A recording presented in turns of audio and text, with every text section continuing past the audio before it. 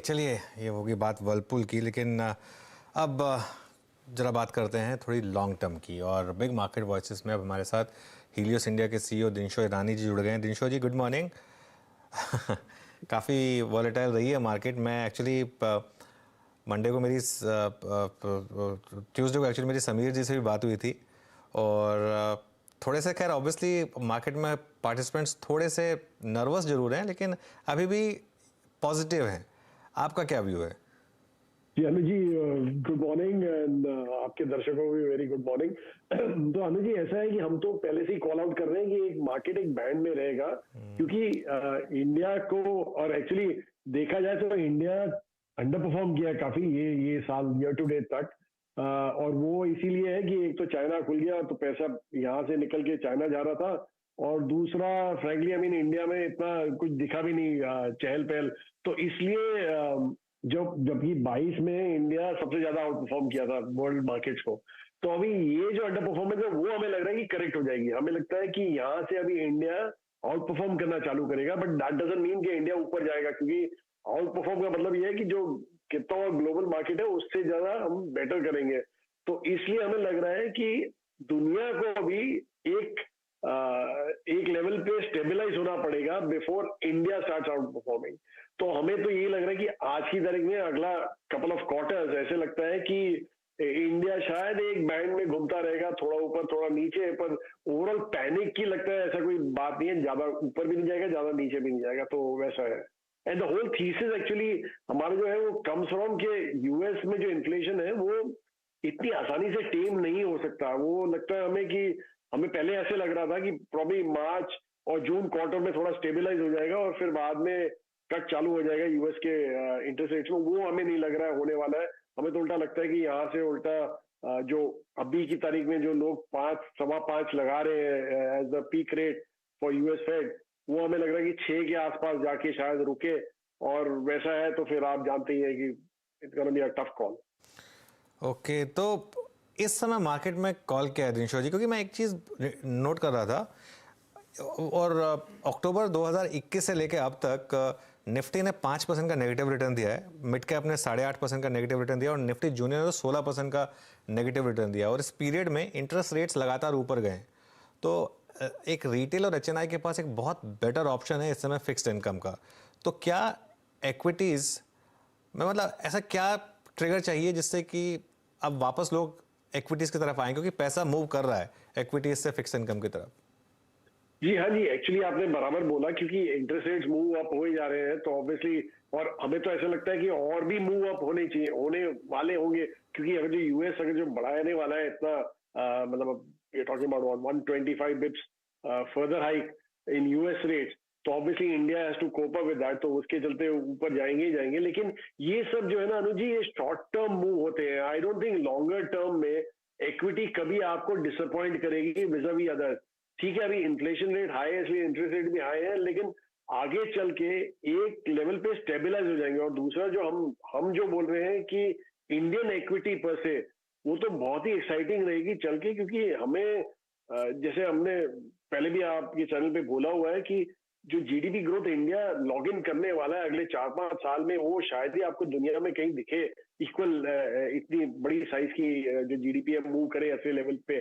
तो इसके चलते हमें लगता है कि इक्विटी डेफिनेटली आउट परफॉर्म करेगी over a medium to longer term, but short term as you rightly pointed out कि अभी प्रॉब्लम है कि रेट हाइक हो रहे हैं, तो ऑब्वियसली थोड़ा मूवमेंट तो होगा ही डेट में। पर आई थिंक यही टाइम होता है बाजार में, जब आप एक बैंड में बाजार को देखते हैं, कि जब आप अपना स्टॉक चूज कर सके, आइडेंटिफाई कर सके, पीसफुली काम कर सके उसके ऊपर, और पिक कर सके वो स्टॉक को, और ऐड करते रहे as and when you see the correction.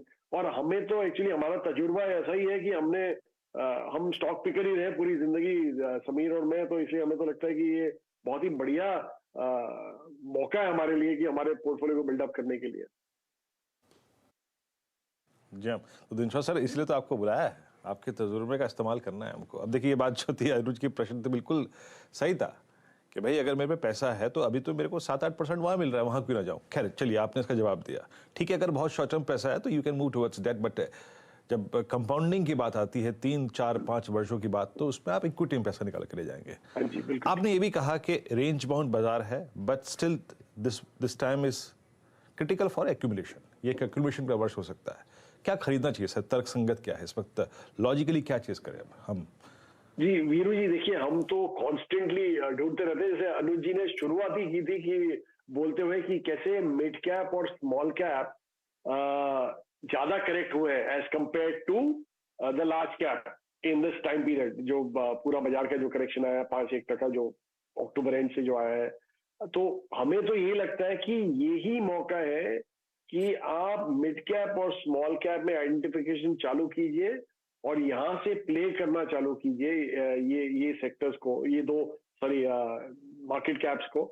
And that's why हमारे पोर्टफोलियो हम तो उल्टा यहीं पे ढूंढते रहते हैं स्टॉक्स की कहीं कुछ अच्छा मिले जो हम ऐड करते रहे, और इसलिए हमारा जो वेट है इन दोनों सेगमेंट में काफी बढ़ गया है as compared to what was earlier.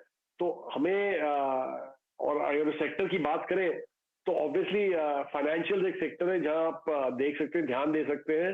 वहां पे हमें तो प्राइवेट सेक्टर बैंक में तो वैसे कुछ मिलेगा नहीं आपको मिड कैप स्मॉल कैप में, पर वो एक सेक्टर है जहाँ पे ज्यादा हमारा वेट है। पर दूसरा जो एनबीएफसी है वहां पे भी हमारा वेट है।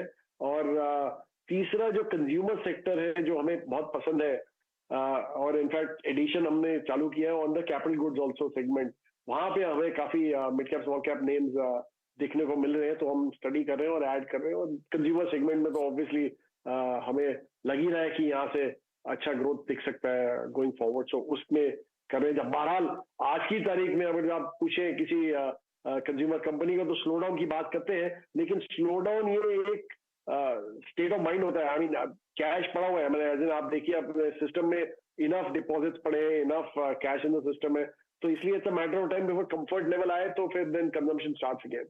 सो I think that also is a matter of time. Okay sir, अच्छा जो लास्ट रिपोर्टेड अर्निंग्स थी, आई मीन उसमें आप बैंकों को देखें और स्पेशली सरकारी बैंकों को देखें, एनआईएम्स बहुत स्ट्रांग थे, लेकिन उन स्ट्रांग एनआईएम्स के साथ ये फीलिंग भी आ गई कि ये बेस्ट है, इससे ऊपर नहीं। अब सर ये देखिए ना, जिस तरीके से डिपॉजिट रेट्स काफ़ी बढ़ रहे हैं, I mean no doubt about that कि वो एनआईएम्स पे एक डेंट डालेंगे, और स्पेशली उन बैंक्स का जिनका कासा बहुत स्ट्रांग नहीं है। दूसरी बात हो गई अदानी ग्रुप के जो स्टॉक्स में एक क्रैश आया, उसका एक इम्पैक्ट पड़ा बैंक्स पे, पीएसयू बैंक्स पे भी। एक लॉजिकल सेंस क्या कहती है इस डेप को आपको कैसे अप्रोच करना चाहिए? जी एक्चुअली ये आपने जो बोला कि ऐसा निम्स जो बढ़ गए हैं, एक्सपैंड हो गए हैं, वो शायद एक पीक हो गया और हम एग्री भी करते हैं, क्योंकि आप जैसे राइटली पॉइंट आउट किए कि डिपॉजिट रेट्स तो बढ़ ही रहे हैं, तो आपके कॉस्ट ऑफ बोरोइंग जो है बैंक के लिए वो बढ़ने वाली है। पर आगे चल के अगर जो आप ग्रोथ की बात करें, अगर जो आप जीडीपी ग्रोथ बोले रियल टर्म जीडीपी की ग्रोथ बात करें 11-12% जो ग्रोथ एक्सपेक्टेड है real term sorry nominal terms में, तो वहां पे आपका जो डिपॉजिट ग्रोथ होगा that has to be 1.5x। तो आज की तारीख में वो तो है ही नहीं। तो अगर जो डिमांड पिकअप होता है तो हमें नहीं लगता कि NIMs maybe they compress to an extent, but उसके बियॉन्ड डिमांड पिकअप होगा और उसके चलते आपको वॉल्यूम्स दिखेंगे यहाँ पे जो आज की तारीख में नहीं है। तो ये दोनों कॉम्बिनेशन जब आएंगे तो obviously we are talking about a very healthy growth हमारे बैंक्सों के लिए। तो वो हमें लग रहा है कि that is how one should be playing out. ठीक है, शॉर्ट टर्म में शायद आपको दिख जाए, और वही थोड़ा प्ले आउट हुआ था वैल्यूएशंस पे, क्योंकि ये जो रिजल्ट आए थे वो तो बहुत ही बेहतरीन रिजल्ट थे, कोई कंप्लेन वाली बात नहीं थी यहाँ पे। पर एक्सपेक्टेशन ये था कि अभी निम्स पीक आउट हो रहे हैं, इसलिए आगे चल के प्रॉब्लम का। लेकिन हमें लग रहा है कि डिमांड ग्रोथ की वजह से ये पीक आउट जो निम्स हो गए हैं वो शायद आपको बॉटम लाइन में ज्यादा ग्रोथ दिखेगी यहाँ से going forward instead of just निम एक्सपेंशन। ओके अच्छा दिनशा जी, एक ये बात मैंने समीर से भी की थी, लेकिन आपसे भी करना चाह रहा हूँ, क्योंकि एक आपने एक बेट ली थी न्यू एज प्लेटफॉर्म कंपनियों के ऊपर, और सिर्फ इसलिए ली थी कि इतने गिर गए थे और इस लेवल पर अब वो जो फाइनली प्रॉफिटेबिलिटी की बात कर रहे थे, तो आपने कहा था कि एक बेट लगाई जा सकती है। वो पोर्टफोलियो ने अच्छा किया होगा आपके लिए, लेकिन क्या ये एक ट्रेडिंग बेट थी जो आपको लग रहा है कि अब ठीक ठाक चल रही है तो उसको मॉनिटर करते रहेंगे, या इन्वेस्टमेंट बेट है अब वो? नहीं जी, बिल्कुल इन्वेस्टमेंट बेट है ये, ट्रेडिंग बेट बिल्कुल नहीं है। क्योंकि हमें यही लगा था अनुज जी कि एक भाव में फिर देखिए इंडिया, अगर आप फ्यूचर देखें जो यंग पॉपुलेशन है इंडिया की, वो तो ये सब बहुत ही इनमें से बिल्कुल ही इन्वॉल्व है एक्चुअली। तो इसलिए हमें लगा था कि जो बेस जो यंग पॉपुलेशन का बढ़ रहा है और ये जो प्लेटफॉर्म कंपनियां हैं जो प्रोवाइड करती है convenience and they can charge for the convenience, और ये बेस बढ़ता ही रहेगा उल्टा, जो यूजर्स का होगा बेस, तो उसके चलते हमें लगा था कि ये कंपनी अच्छी है लेकिन एक भाव पे अच्छी थी, इसलिए हमें ये we waited for the right price. जो एक्चुअली आप जैसे देखा, हमने आपको बताया था कि जब 1/4 फ्रॉम लिस्टिंग हो गया अपना दोनों स्टॉक, एक्चुअली जो प्लेटफॉर्म कंपनी हमने ली थी दो मेजर, तो वो तभी जाके हमने start evaluating it and looking at it. तो हमें लग रहा है कि लॉन्गर टर्म यहाँ पे तो बहुत ही बढ़िया ग्रोथ आने वाला है and one should remain invested. In fact हमारे जो नए पैसे आते हैं, हम रेगुलरली यहाँ पे अपना वेट मेंटेन करते हैं, तो थोड़ा इंक्रीज ही किया है यहाँ पे एक आध काउंटर में एक्चुअली, तो इसके लिए हमें तो बहुत ही कंफर्ट है यहाँ पे। ओके अच्छा सर, एक और स्पेस जो कि थोड़ा जूझ रहा है लेकिन हिस्टोरिकली एक प्रूवन सेगमेंट है, शानदार रिटर्न, शानदार अगर आप देखें रिटर्न्स और कंपाउंडेड रिटर्न्स, तो सुभान अल्लाह। मैं इन क्लास ऑफ स्टॉक्स को डिफाइन करता हूँ, मैंने Asian paints, Pidilite, Berger, Titan, पैसा हमेशा बना के दिया है, लेकिन स्पेशली आई मीन पिडिलाइट और एशियन पेंट्स पे फोकस करते हुए, respective of I think crude prices, I mean crude prices 140 गया, 130 आया, 120 आया, 100 आया, आज 81 पे खड़ा है, लेकिन बाजार एडवांटेज अभी भी नहीं दे रहा है इनको। सर आप इस प्राइस पर इन स्टॉक्स में क्या करना चाहेंगे? क्या आपको ये अट्रैक्ट कर रहा है प्राइस? वीरू जी, आपको पता है हम एक लॉन्ग शॉर्ट फंड रन करते हैं, तो वहां पे तो हमारे ये जो आपने नाम लिए पेंट्स वाले, वो तो हमारे शॉर्ट ही है वहां पे, और उल्टा ऐड ही करते हैं हम उस नाम को जब भी हमें कंफर्ट नहीं लगता मार्केट में। क्योंकि एक चीज है, जैसे आपने बोला कि ठीक है रॉ मटेरियल में प्रेशर ऑफ हो गया है, लेकिन आप डिमांड साइड देखिए और दूसरा वैल्यूएशन देखिए, दोनों side they don't match at all.